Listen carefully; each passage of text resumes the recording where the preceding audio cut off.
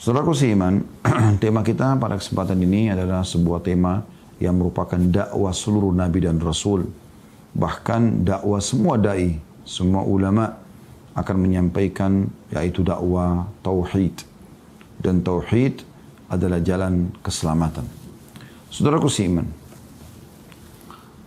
kalau kita mentauhidkan Allah Subhanahu wa taala atau mengesahkan, kita kembali kepada satu Tuhan, yaitu Allah Subhanahu wa taala, maka ini akan luar biasa mendatangkan ketentraman jiwa, memberikan jawaban terhadap banyak pertanyaan yang muncul di benak kita.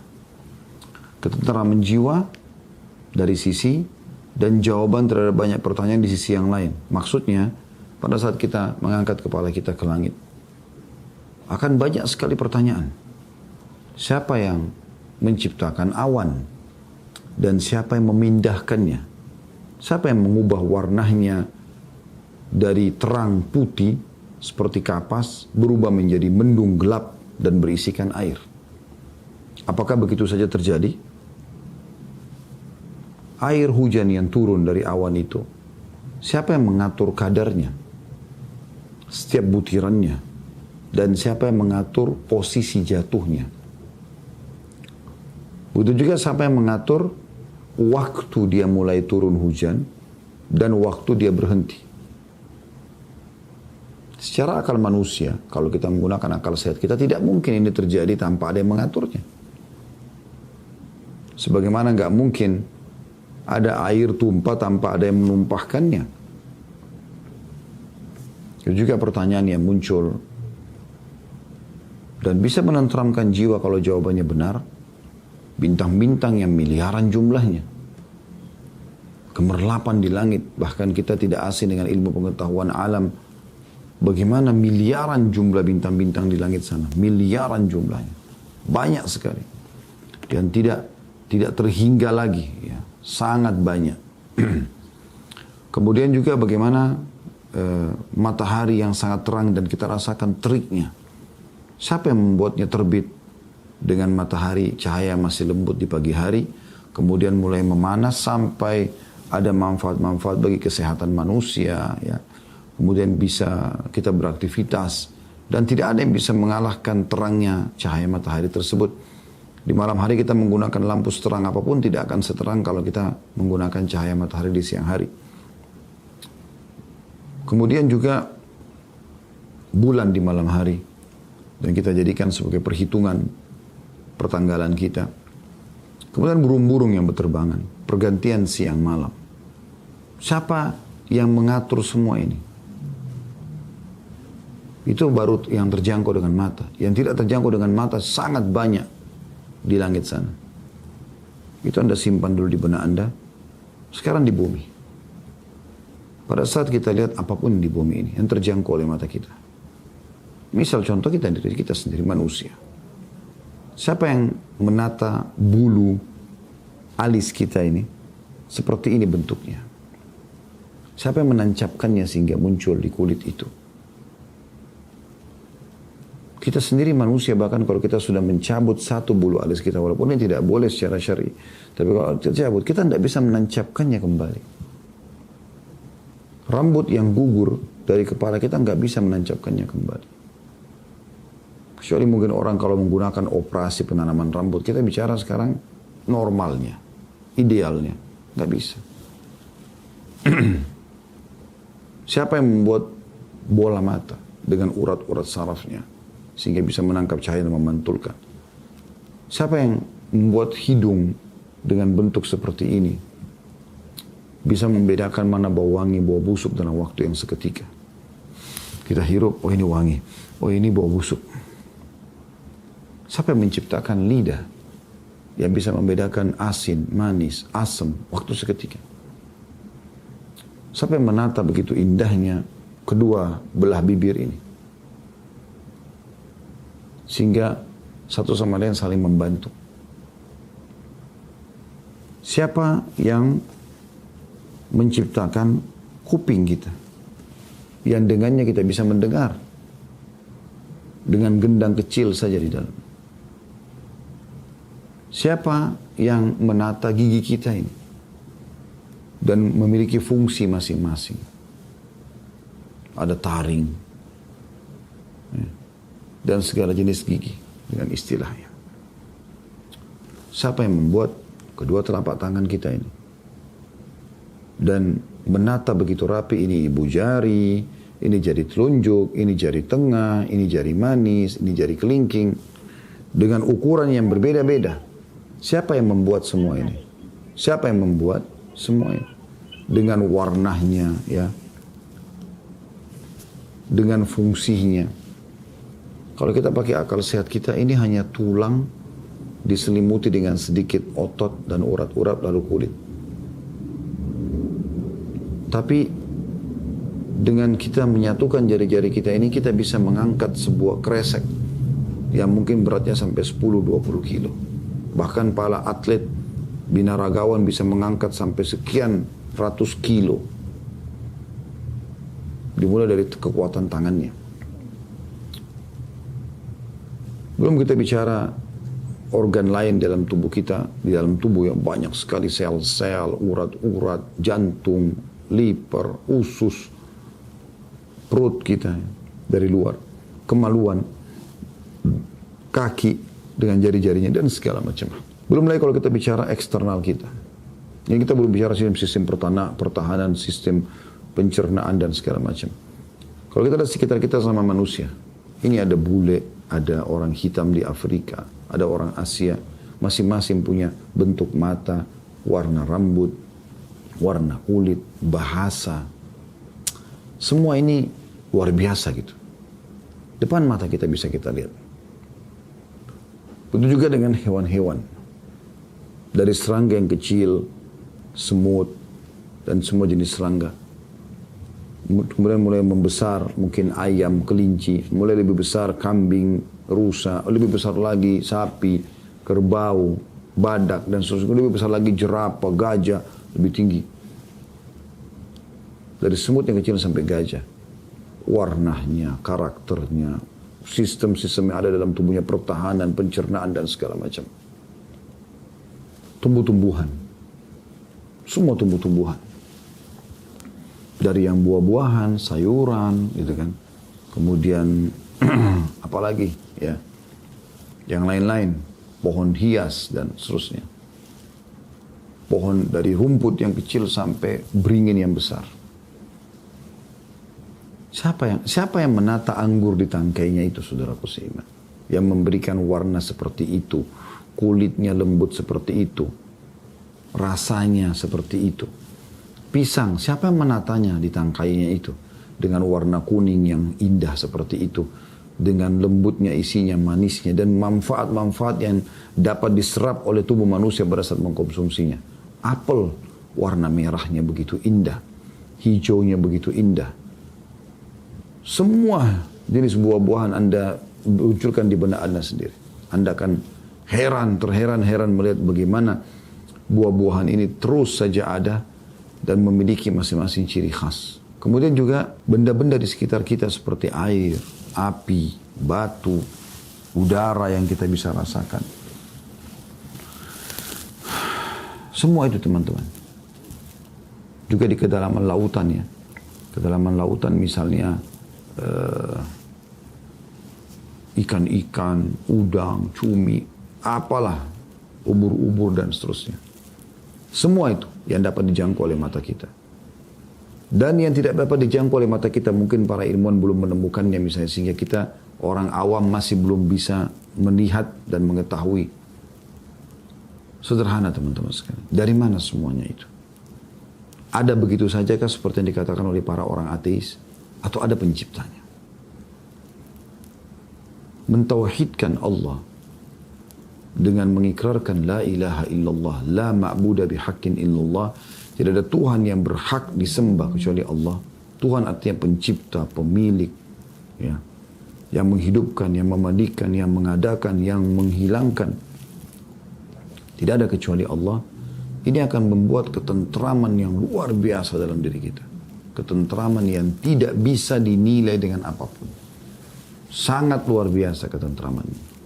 Ya, sangat luar biasa. Membuat kita teman-teman sekalian Oh ternyata semua yang dijangkau tidak jangkau di mata kita, di langit, di bumi, di kedalaman lautan. Bagi seorang muslim, kata kuncinya satu. La ilaha illallah. Tidak ada Tuhan, pencipta, pemilik, penguasa, semua itu kecuali Allah. Maka ini makna tauhid yang menjadi inti bahasan kita teman-teman. Makanya pertanyaan ini akan, kalau jawaban dari pertanyaan ini akan membuat hati itu tentram. Saya akan mengajak teman-teman sekalian kita sekarang coba mentadabburi beberapa tanda-tanda kebesaran Allah Subhanahu wa taala. Supaya kita lebih yakin, oh iya ternyata ada pencipta Allah. Mungkin ada di Jepang tidak asing. Ya, keyakinan sebagian masyarakat atau sebagian besar masyarakat bahwasanya mereka adalah Tuhan mereka adalah matahari. Ya. Bahkan mungkin kaisarnya dianggap turunan dewa matahari dan seterusnya. Padahal matahari itu diceritakan dalam Al-Quran bagaimana Nabi Ibrahim AS melihat matahari dan menganggapnya Tuhan. Tapi begitu terbenam, Nabi Ibrahim mengatakan tidak mungkin Tuhan terbenam. Tuhan harus selalu ada. Maka sudah ada jawabannya. Coba teman-teman sekalian saya mengajak Anda membuka surah Ar-Rum dalam Al-Quran. Dari situ nanti kita coba beranjak lebih memperdalam lagi tentang bagaimana mengenal sang pencipta Allah ini sehingga kita betul-betul mentauhidkan dia. Bisa dilihat surah nomor 30 ayat 20. Surah nomor 30 ayat 20. A'udzu billahi minasyaitonir rajim. Wa min ayatihi an khalaqakum min turabin thumma idza antum basharun tantashirun. Dan di antara tanda-tanda kekuasaannya Allah sang pencipta yang menurunkan kitab suci Al-Quran, dan di Ramadan ini adalah bulan turunnya Al-Quran. Kita dianjurkan umat Islam untuk memperbanyak membaca Al-Quran. Allah mengatakan dalam ayat Al-Quran yang mulia dan akan ditelawakan oleh orang-orang beriman sampai menjelang hari kiamat nanti. Dan termasuk tanda-tanda kebesaran dan kekuasaan Allah. Kalian bisa lihat, ialah dia menciptakan kalian dari tanah. Nabi Adam diciptakan dari tanah, manusia dari tanah. Kemudian tiba-tiba kamu menjadi manusia yang berkembang biak. Tadinya cuma satu Nabi Adam sama istrinya Hawa. Sekarang berkembang menjadi manusia, terus berkembang biak. Ayat 21-nya masih di alam kita manusia. Wa min ayatihi an khalaqa lakum min anfusikum azwajan litaskunu ilaiha wa ja'ala bainakum mawaddatan wa rahmah inna fi dzalika laayatin liqaumin yatafakkarun. Dan di antara tanda-tanda kekuasaannya, N-nya besar, kalau Anda pegang terjemahan Al-Quran di aplikasi handphone Anda, N itu kata ganti Allah besar, makanya dibesarkan.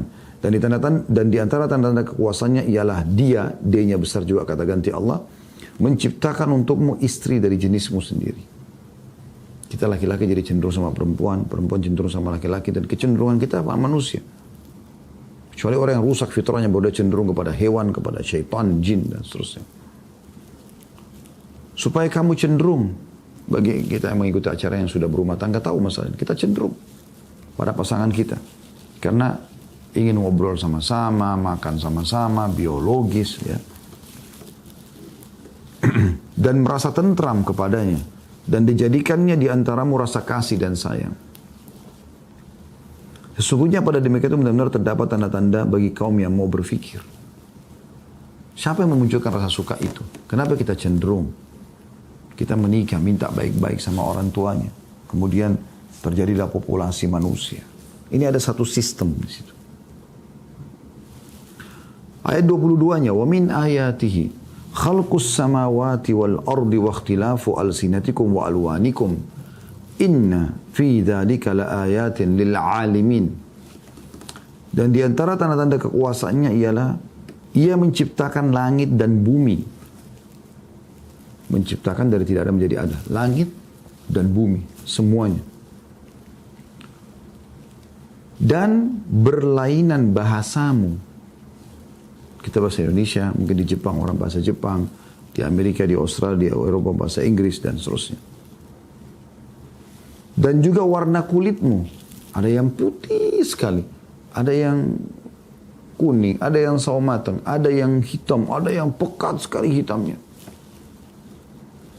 Sesungguhnya pada yang demikian itu, semua itu benar-benar terdapat tanda-tanda kebesaran Allah pencipta bagi kaum atau orang-orang yang mau mengetahui, mau belajar. Ayat 23-nya Allah mengatakan wa min ayatihi, dan termasuk tanda-tanda kekuasaannya. Manamukum bil-laili wan-nahari wabtigha'ukum min fadli. Tidurnya kalian di waktu malam dan siang hari. Kita ngantuk malam tidur. Itu tiap hari kita lakukan itu. Siapa yang buat kita ngantuk? Yang ciptakan kita siapa? Yang ciptakan ngantuk itu siapa? Yang buat kita tidur itu siapa? Dan menjadikan tidur sebagai obat dari ngantuk kita itu. Dan juga usahamu mencari sebagian dari karunia-Nya. Kita terfikir untuk sekolah, untuk bekerja, supaya punya income, supaya kita bisa menghidupi keluarga. Sesungguhnya, pada yang demikian itu, benar-benar terdapat tanda-tanda bagi kaum yang mau mendengarkan. Ayat 24-nya, wa min ayatihi yurikumul barqa khawfan wa tama'an wa yunazzilu minas sama'i ma'an fayuhyi bihil arda ba'da mautiha. Inna fi dzalika laayatin liqaumin yaqilun. Dan di antara tanda-tanda kekuasaannya dia memperlihatkan kepadamu kilat untuk menimbulkan ketakutan dan harapan. Dari mana kilat listrik tiba-tiba ada begitu? Nggak ada yang mengaturnya. Dan D-nya besar kata ganti Allah, menurunkan hujan dari langit. Bagaimana bisa shower di kamar mandi di jalan tanpa ada yang menyetelnya? Kecuali kalau rusak, kita nggak bicara rusak, kita bicara normalnya. Lalu menghidupkan bumi dengan air itu sesudah matinya. Hujan turun walaupun tandus tiba-tiba jadi subur. Sesungguhnya pada yang demikian itu benar-benar terdapat tanda-tanda bagi kaum yang mempergunakan akalnya. Nggak mungkin ini ada semua kalau tanpa ada Tuhan. Ayat 25-nya, wa min ayatihi an taqumas sama'u wal ardu bi amrih thumma idza da'akum da'watan minal ardi idza antum takhrujun. Dan di antara tanda-tanda kekuasaannya ialah berdirinya langit dan bumi. Adanya langit dan bumi ini. Dengan iradatnya. Dengan keinginannya Allah.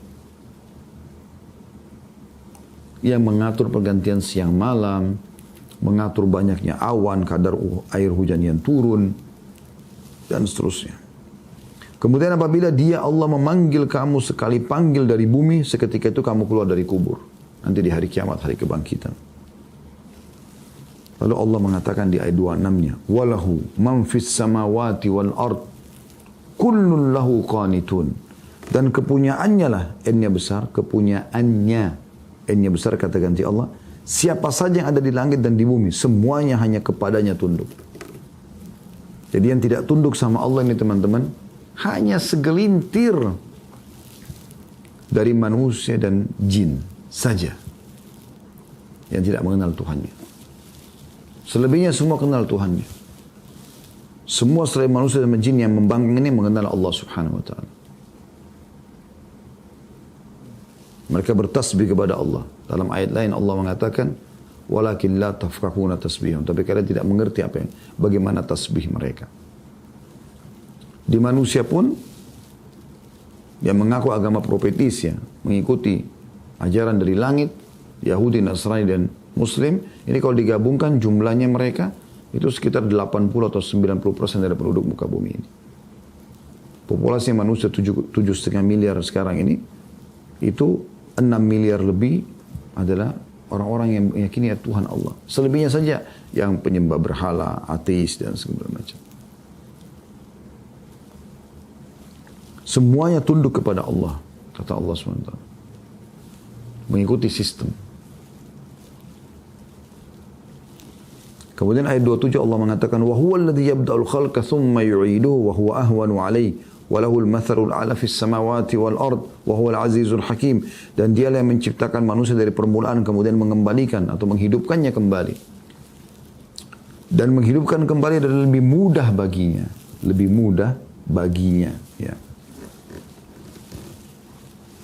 Dan baginya lah sifat yang maha tinggi di langit dan di bumi. Dan dialah yang maha perkasa lagi maha bijaksana. Itu Allah SWT menyebutkan masalah hal tersebut. Kemudian teman-teman sekalian, kita pindah, lanjutannya masih surah yang sama. ayat 46. Surah yang sama, langsung kita pindah ke ayat 46. Bunyinya, wa min ayatihi ayyursilar riyaha mubashshiratin wa liyudhiqakum min rahmati wa litajriyal fulku bi amri wa litajriyal fulku bi amrihi wa litabtaghu min fadlihi wa la'allakum tashkurun.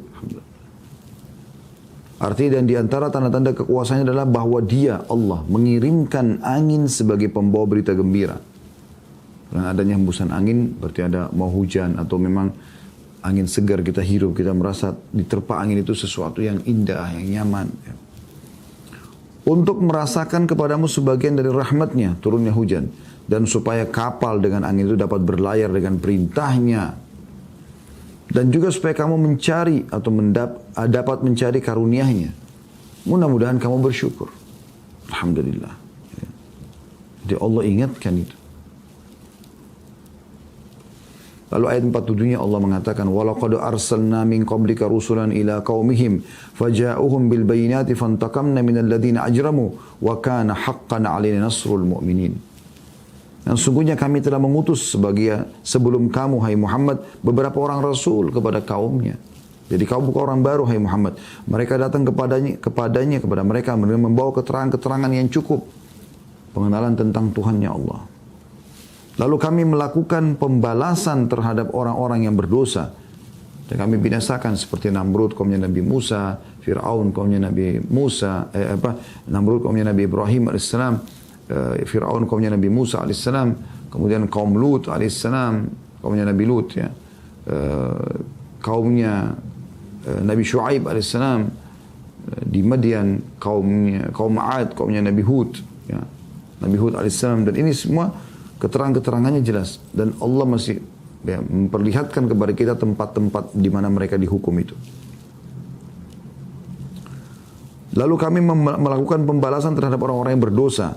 Dan kami selalu berkewajiban menolong orang-orang yang beriman. Terbukti Allah selamatkan semuanya orang-orang beriman dari para nabi dan juga para pengikut yang beriman. Ayat 48-nya Allah mengatakan, Allahul ladzi yursilur riyaha fatuthiru sahaban fayabsutuhu fis samai kaifa yasha'u wa yaj'aluhu kisafan fataral wadqa yakhruju min khilali fa idza asaba bihi man yasha'u min ibadihi idza hum yastabshirun. Allah, dialah, Dia-nya besar kata ganti Allah, yang mengirim angin. Lalu angin itu menggerakkan awan, digambarkan dengan sangat detail. Dan Allah membentangkannya di langit awan-awan tersebut menurut yang dikehendakinya. Jadi yang mengatur tadi itu adalah Allah. Dan menjadikannya bergumpal-gumpal. Lalu kamu lihat hujan keluar dari celah-celah awan tersebut. Maka apabila hujan itu turun mengenai hamba-hambanya yang dikehendakinya, tiba-tiba mereka merasa gembira dengan turunnya hujan. Ayat 49-nya, wa in kanu min qablu an yunazzala alaihim min qablihi lamublisin. Dan sungguhnya sebelum hujan diturunkan kepada mereka, mereka benar-benar telah putus asa. Seperti orang yang kena peceklik, ya, musim panas. Maka mereka bingung, harus bagaimana nih, gitu kan.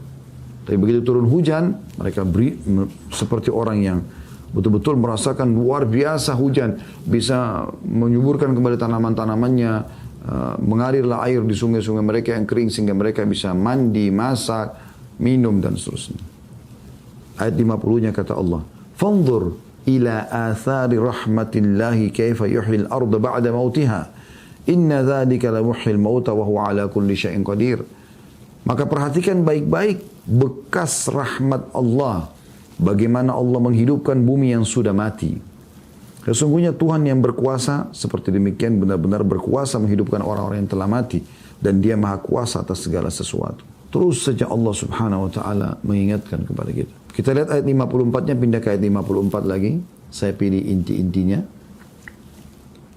Allah berfirman, masih surah Rum ya, ayat 54-nya. A'udzu billahi minasyaitonir rajim. Allahul ladzi khalaqakum min dha'fin thumma ja'ala min ba'di dha'fin quwwatan thumma ja'ala min ba'di quwwatin dha'fan wa syaibah. Yakhluqu ma yasha' wa huwal alimul qadir. Perhatikan bagaimana Allah mengajak kita, kalau pakai akal sehat pasti bisa tangkap pesan ini.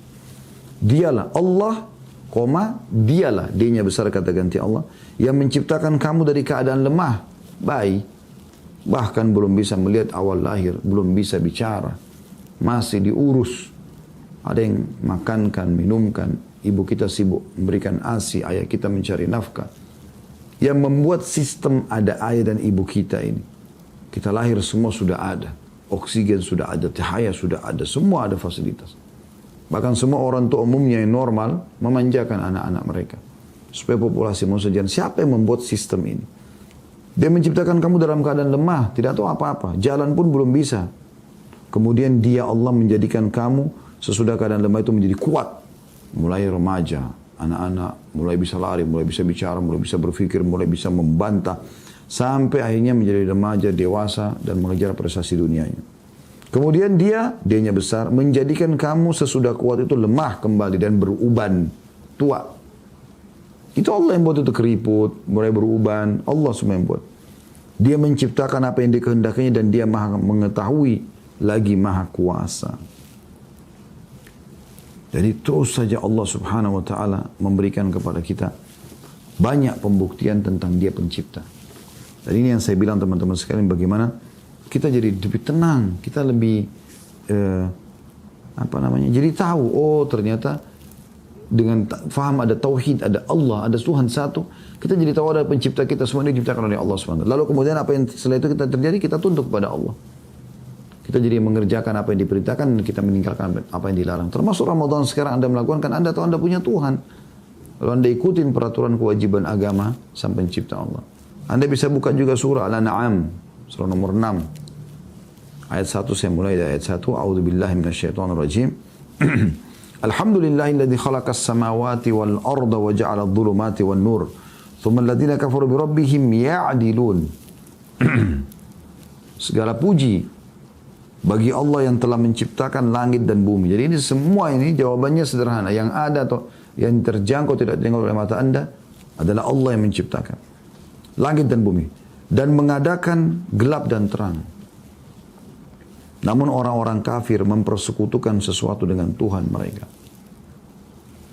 Ayat 2-nya, "Huwallazi khalaqakum min tinin thumma qada ajalan wa ajalun musamman 'indah, thumma antum tamtarun." Dialah yang menciptakan kamu dari tanah. Sesudah itu ditentukanlah ajal atau kematianmu. Sekuat apapun Anda secara fisik, secerot apapun Anda memiliki akal fikiran, setinggi apapun jabatan Anda, sebanyak apapun harta yang sudah Anda tumpuk, bagaimanapun Anda melakukan perawatan, saat ajal datang mati. Dan ada lagi satu ajal yang ada di sisinya, yang dia sendiri yang mengetahuinya. Maksudnya pada saat Anda di kuburan, dibangkitkan, Allah yang tahu kapan terjadi kiamat. Kemudian kamu masih ragu-ragu tentang berbangkit itu. Tanda tanya. Ayat 3-nya, "Wa huwallahu fis samawati wa fil ard, ya'lamu sirrakum wa jahrakum wa ya'lamu ma taksimun." Dialah Allah yang layak disembah, ditunduki, baik di langit maupun di bumi. Dia, kata gantinya, dianya besar kata ganti Allah, mengetahui apa yang kamu rahasiakan dan apa yang kamu lahirkan, dan mengetahui pula apa yang kamu usahakan. Allah tahu semua. Tuhan kita Allah SWT mengetahui semua. Dan termasuk kebenaran, subhanallah, keberadaan Allah SWT ini teman-teman, dari kita tahu dari syariatnya. Anda kalau menjadi orang beriman kepada Allah, mengikuti syariat Allah SWT, Anda akan temukan semuanya baik. Karena diperintahkan jujur, amanah, tanggung jawab, bakti sama orang tua, jenguk orang sakit, dermawan, bantu orang susah, segala macam hal. Dan diberikan keutamaan-keutamaan.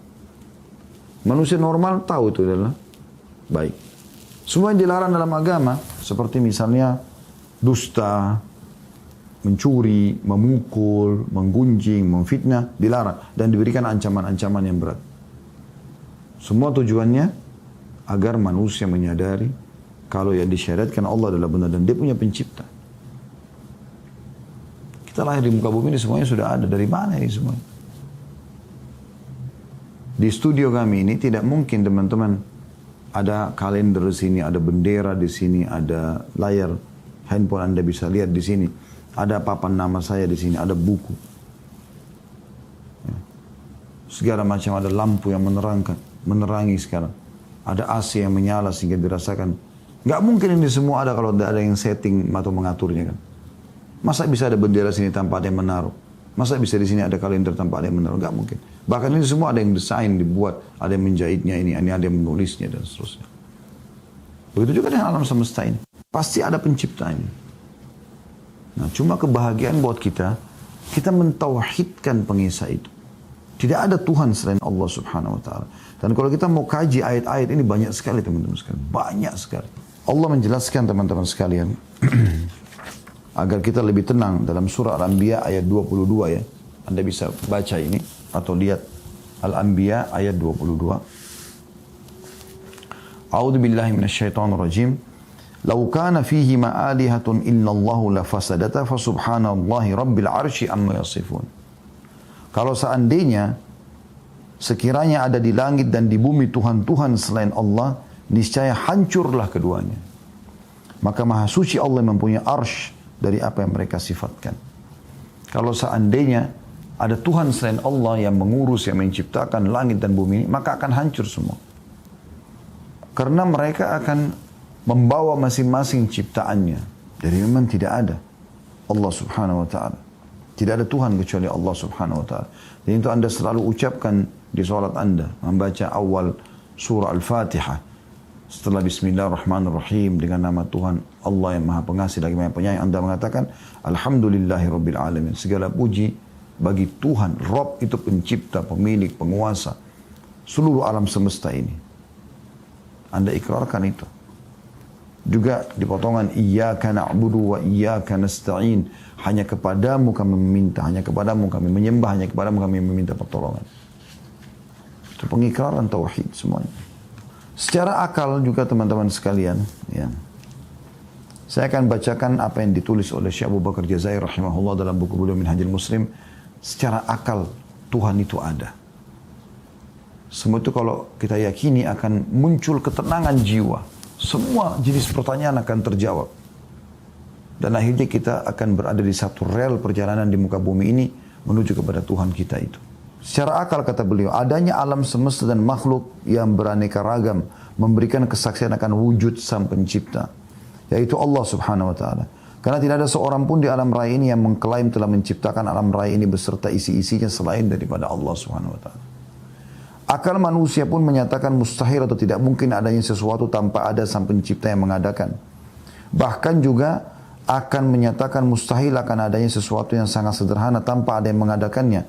Seperti adanya makanan tanpa ada orang yang berusaha untuk memasaknya. Atau adanya hamparan di bumi tanpa adanya yang menghamparkannya.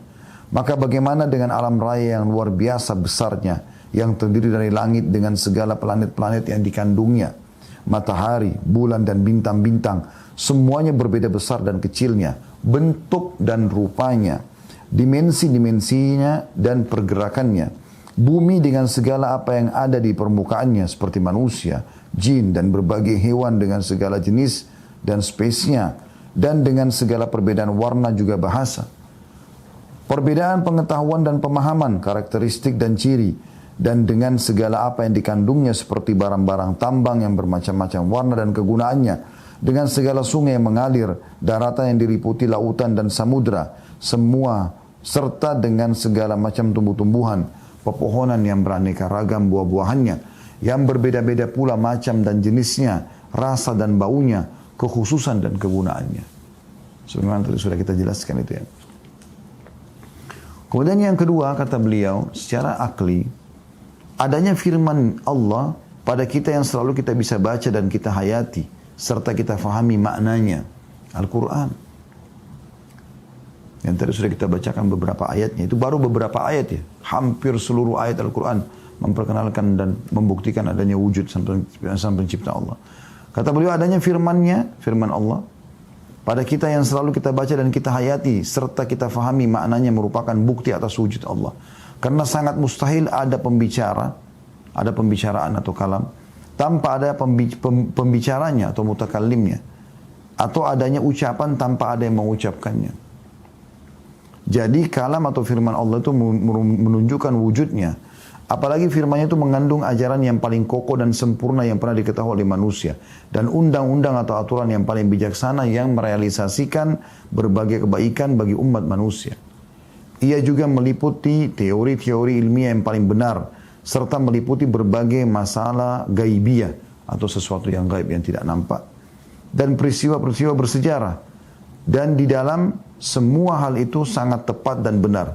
Tidak ada suatu hukum atau aturan apapun dari hukum-hukum yang dikandungnya yang tidak merealisasikan kegunaan dan manfaat sepanjang zaman, sekalipun waktu dan tempat berbeda.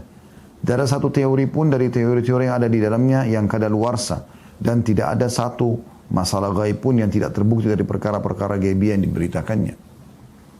Dan tidak ada seorang pun ahli sejarah yang berani membatalkan satu kisah dari kisah-kisah yang dimuat di dalam firman-Nya, lalu kemudian ia mendustakannya, atau mampu mendustakan atau menafikan atau meniadakan satu kejadian dari kejadian-kejadian bersejarah yang disebut dan diinformasikan secara rinci. Ada statement menarik dari sebagian ulama muslim yang mengatakan,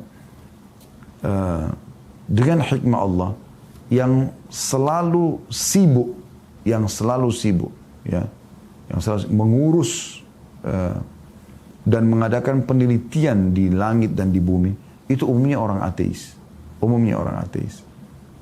Dan kata para ulama muslim, karena memang mereka yang belum yakin ada Allah, sehingga Allah buat mereka yang mengadakan penelitian, dan mereka pasti akan sampai kepada sebuah titik, baik yang mengadakan penelitian di langit, atau di bumi, atau di hewan-hewan, atau di tubuh manusia, atau di kedalaman lautan, kecuali mereka sampai pada titik yang mengatakan, ini luar biasa, ini nggak mungkin bisa ada sendiri, agar mereka kembali kepada kalimat la ilaha illallah. Sebenarnya Anda seorang muslim lahir dalam keadaan Islam, sebuah nikmat yang besar. Begitu lahir Anda sudah dipandu ke situ. Ucapan atau kalam yang bijaksana lagi benar seperti yang membuat akal manusia mustahil akan menisbatkan kepada manusia. Karena kalam seperti di luar kemampuan manusia dan di luar tingkat pengetahuan mereka. Anda mau cari sejarah, di Al-Quran ada. Umat-umat sebelum kita.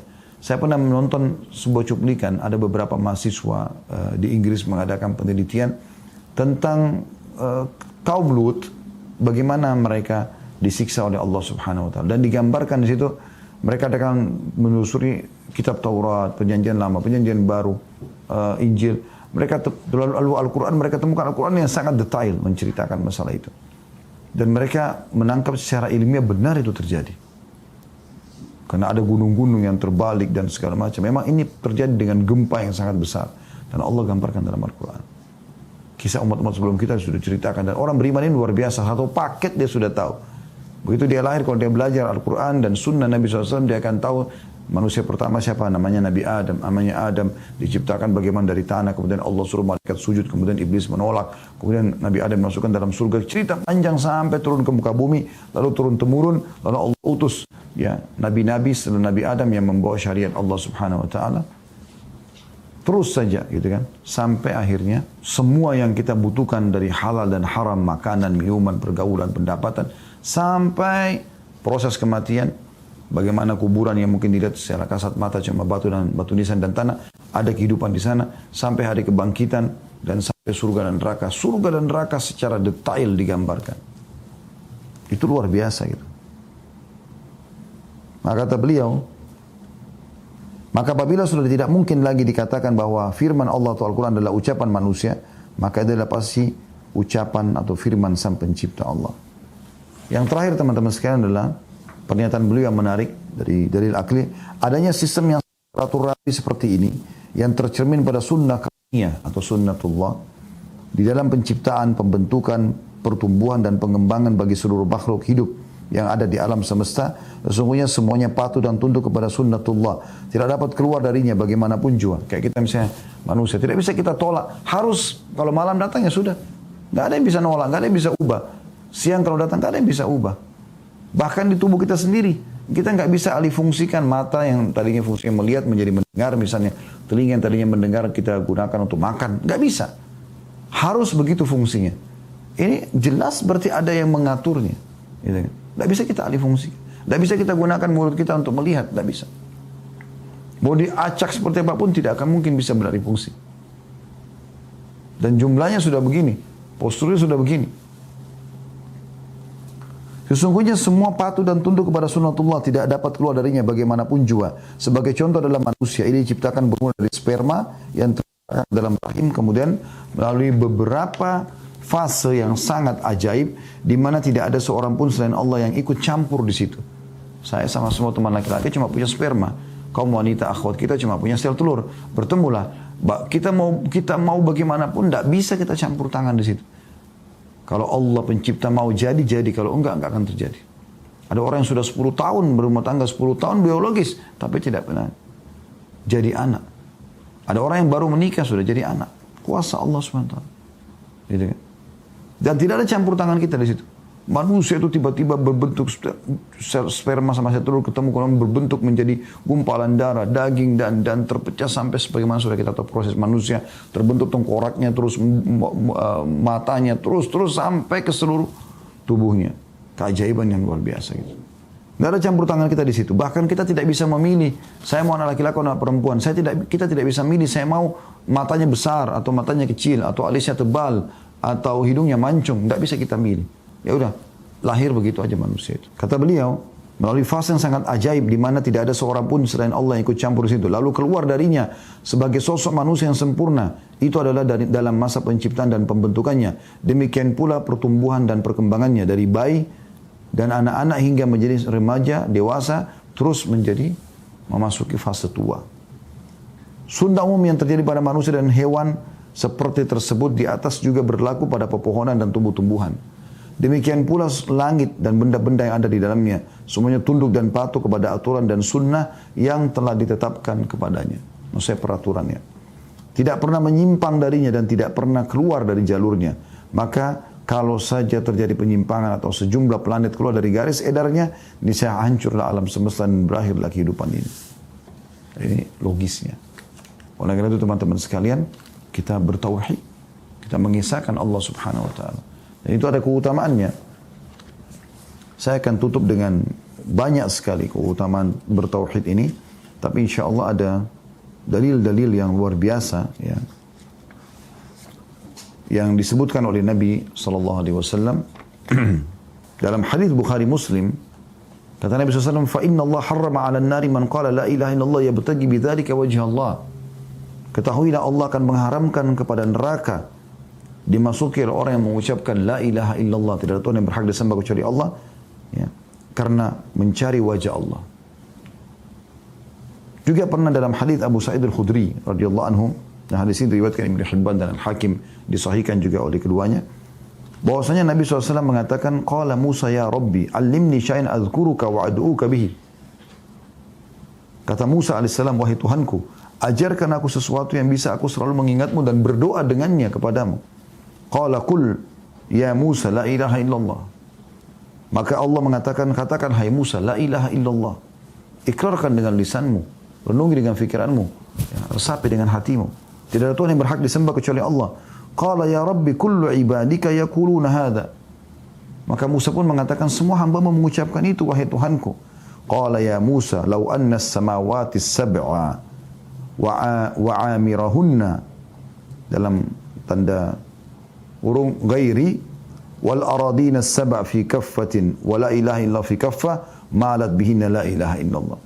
Ketahuilah hai Musa, kata Allah, andai saja ketujuh langit dan penghuninya selain aku, selain Allah maksudnya, ya, serta ketujuh lapis bumi diletakkan pada daun timbangan, sedangkan la ilaha illallah ditaruh di timbangan yang lainnya, maka niscaya la ilaha illallah akan lebih berat daripada itu. Kemudian juga dalam hadis yang lain kata Nabi SAW, qala Allah Ta'ala, Allah berfirman, ya bna Adam, lau ataitani bi qurabil ardi khataya thumma lakitani la tusyrik bi syai'a la ataituka bi qurabiha maghfirah. Wahai anak Adam, kata Allah, seandainya kau datang kepadaku dengan dosa sepenuh jagat, sedangkan kamu ketika mati berada dalam keadaan tidak berbuat syirik sedikit pun kepadaku, bertauhid, mengisahkan Allah, tidak merendahkan Allah dengan makhluk, niscaya akan aku berikan kepadamu ampunan sepenuh jagat ini pula. Ini luar biasa gitu penyampaian-penyampaian yang disampaikan oleh Nabi SAW dan juga Allah Subhanahu wa Ta'ala.